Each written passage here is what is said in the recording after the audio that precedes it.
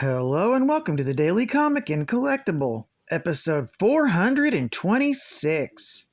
Now today, the collectible of the day is the Toybiz Toys, Marvel Comics Classics, X-Men Animated Series, Slashing Claws, Wolverine action figure. His super sharp adamantium claws can slash through steel. His mutant healing ability can mend even the worst wounds in minutes. He's Wolverine, the best at what he does, and what he does best is fight evil mutants. With his frightfully fierce fighting style, enemies claim Wolverine is more animal than mutant. But when things get deadly, his fellow X-Men know he's the best friend they have. This 5-inch scale action figure of Wolverine is designed directly from the X-Men animated television series in his famous yellow, blue, and black costume with oversized black and yellow winged mask. Logan is highly detailed with intricate deco for a vintage figure and even comes with lots of accessories, including his katana blade, machine gun, and more. Also has a set of spring-out slashing claws and twisting battle action.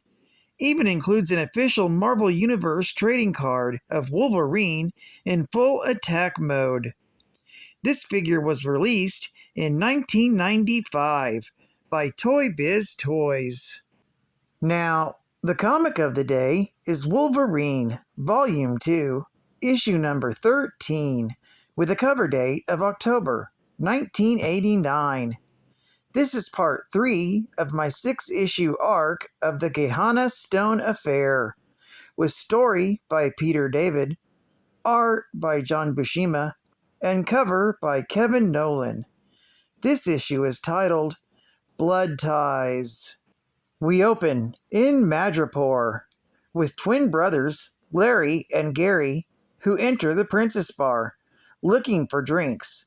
When O'Donnell questions the two rude customers if they have money to buy drinks, Larry shows off a chunk of a Gehenna stone before his brother scolds him for flashing it again. They tell O'Donnell that they have plenty of cash once they sell off the valuable stone. Meanwhile, in San Francisco, we left off with Patch, Archie, Bert, and Jessica Drew, who are heading to where Archie landed his plane in a stolen vehicle, when the police begin to chase them. Before they can catch up, though, Logan jumps out of the car and onto the hood of the police vehicle, and rams his adamantium claws into the engine, forcing the police to pull over, while Logan jumps back into his getaway vehicle. With the police off their backs, Jessica starts demanding that Bert explain what all the commotion is about with the piece of the Gehenna stone that he has in his possession. While back in Madripoor, Larry and Gary decide to get a room for the night at the Princess Bar. When Larry once more brags about the Gehenna stone, Gary gets angry and hits him. The two get into a brief scuffle before Larry snaps out of his rage, and the two brothers help themselves up and decide to go to the room that O'Donnell has provided for them. Their actions just puzzle the bar owner. Back in San Francisco, Bert tells them that his stone is but a fragment of a larger stone and explains its origin. In ancient times, in the land of Gehenna, perverse acts of evil were the rule of the day, and the people worshipped their leader, the man-demon known as Baal, who would encourage them to commit their most heinous acts, chief among those, the drinking of human blood.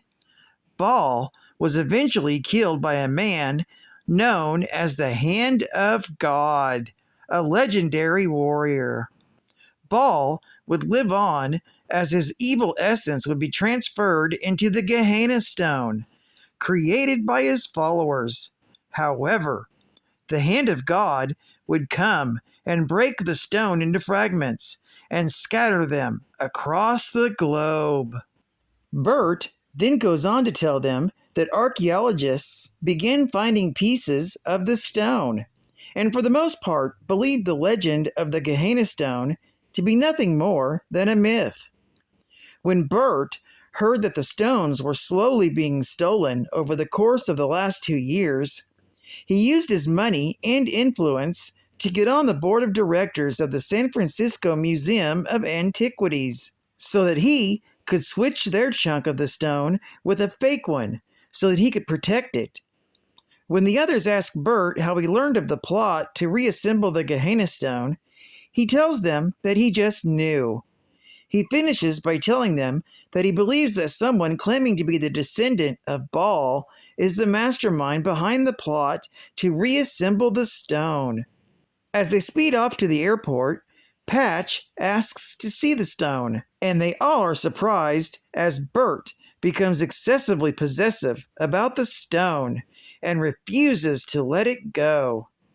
They carry on to the airport, unaware that Baal and his minions are waiting for them. Meanwhile, back in Madripoor, sleep isn't coming easy for Larry and Gary, who begin to bicker with one another over their Gehenna Stone. They eventually get into a fight over it, which ends with the two twin brothers, once a tight-knit team, stabbing each other with knives. While in San Francisco, Patch and the others arrive at the airport to find that Baal and his army of vampires are waiting for them there. Patch orders them to go to the plane while he holds off the Baalists. However, they are soon swarmed. In the scuffle, one of Baal's followers manages to knock out Bert and steal his fragment of the Gehenna Stone. As things rage on, Baal makes his presence known, and Patch instantly attacks him.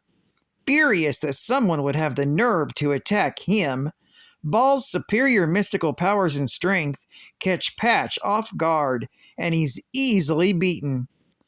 Growing tired of battle, Baal orders his men to flee so that they might continue their search for the remaining fragments and escape by plane. In the aftermath of the battle, Bert becomes frantic to get his portion of the stone back. Archie knocks him out with a punch. Patch convinces him that they have to go after Baal and his followers to prevent them from reassembling the stone. They all run to Archie's plane to chase after them. The issue ends back in Madripoor, with O'Donnell sitting quietly, watching the patrons in his bar, when suddenly blood drops down from the floor above and onto his table. Going to investigate, he finds Larry and Gary dead on the floor, stabbed to death by their own knives, and their fragment of the Gehenna Stone laying in a puddle of blood.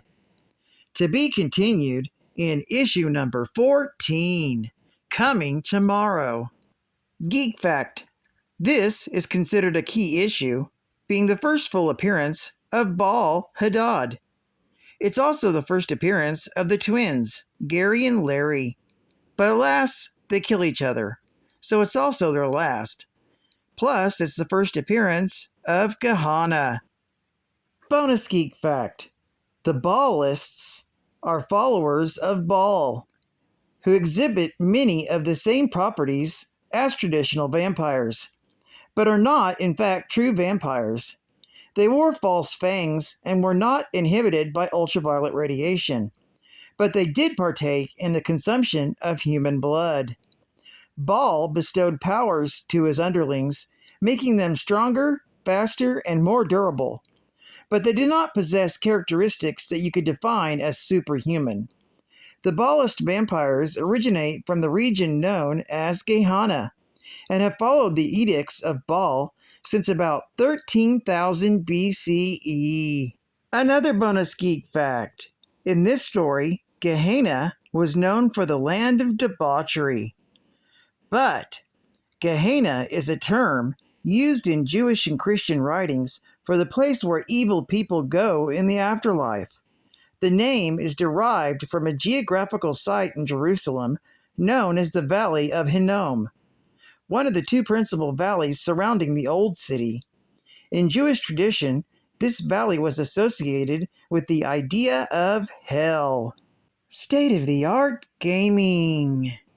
Gear up with Metal Gear from Ultra Games.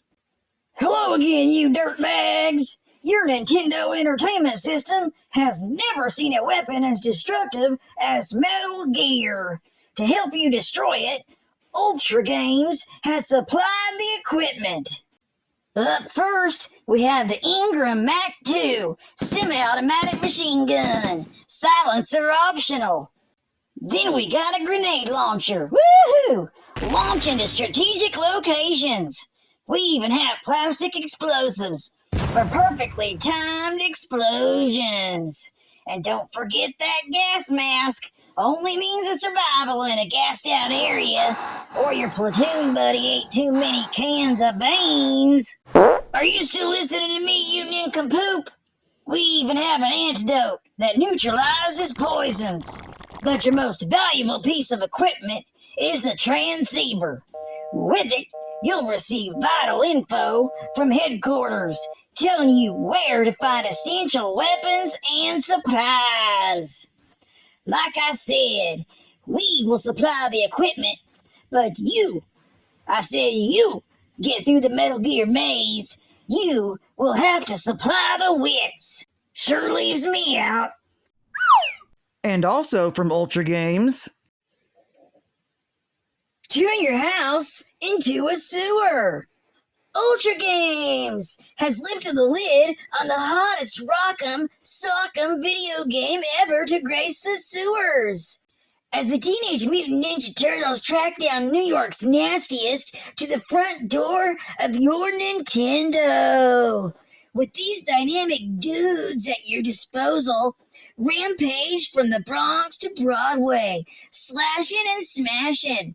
Carnivorous robots with katana blades and nunchucks. Then go cruising for a bruising in a pizza-powered party wagon loaded with anti-Foot Clan missiles until you capture Shredder's life support gun and turn your right friend Splinter back into the man he used to be. So team up with Teenage Mutant Ninja Turtles and prepare to shell out some punishment from Ultra Games, dude. And final geek fact. Most know Jessica Drew as the beautiful, voluptuous Spider-Woman. But at the time of this story, she wasn't. Not long after Ashima broke off their relationship, Magnus recruited Jessica to travel back in time for a final strike against Morgan Le Fay. Jessica succeeded in destroying her arch-enemy, but not before Morgan cast a spell that separated her time-traveling soul from her body. Jessica falsely believed that she had died and asked Magnus to cast a spell which made everyone who ever met her forget about her. Lucky for Jessica, the spell was broken when her friends, Tigra and the Shroud, discovered her body. The two performed CPR and revived her, although Jessica remained comatose. Tigra called her associates in the Avengers, who in turn called Doctor Strange. These heroes worked together to save Jessica from Morgan's active vengeance. However, the process of Doctor Strange's spell and Jessica's physical ordeal temporarily left her powerless. Abandoning her costume identity, Jessica Drew still worked with Lindsay at her private investigators agency that we saw in the previous issue. She even helped the X-Men by providing them with temporary homes after an encounter with the Beyonder. Eventually, the two women traveled to Madripoor on a case that brought them into contact with Wolverine when he was using the alias of Patch. Remaining in the island nation for about 2 years, Jessica eventually returned to the States. Thankfully, over time, Jessica slowly regained her powers. Well, I'd like to thank you for joining me for another Daily Comic and Collectible, and I hope to see you again tomorrow. This is Cat Fan Comics Man, and I'll catch you on the flip. Over and out.